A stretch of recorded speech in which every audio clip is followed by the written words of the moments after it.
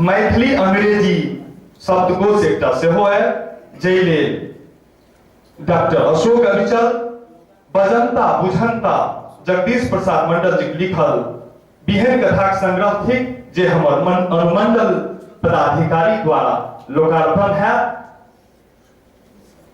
तरेगन बिहन कथाक संग्रह छी जे विधायक जी का हाथे अपने सभक समक्ष लोकार्पित भ रहल अछि।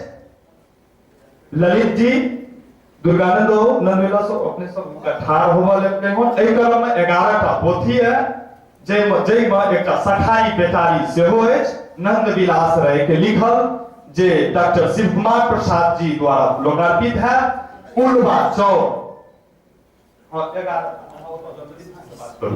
दुर्गानंद ललित जी से संपर्क करत ओ जे कहै छथिन ताहि क्रम में आब हम चलो अर्थांगिनी बिहन कथा लघु कथा संग्रह छी जे जगदीश प्रसाद मंडल जी द्वारा लिखल है जेकर लोकार्पण श्री राम लखन यादव जी करथिन।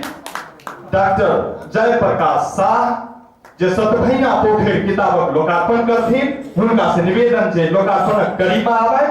भकमोर श्री फागुलाल शाह जी करथिन लोकार्पण जे आगू आबैत। और ए 11 गोट पोथी लोकार्पणक क्रम में हमरा सभक बीच जे महान हस्ती सब छथि ताहि के संग एकटा डॉक्टर बचेश्वर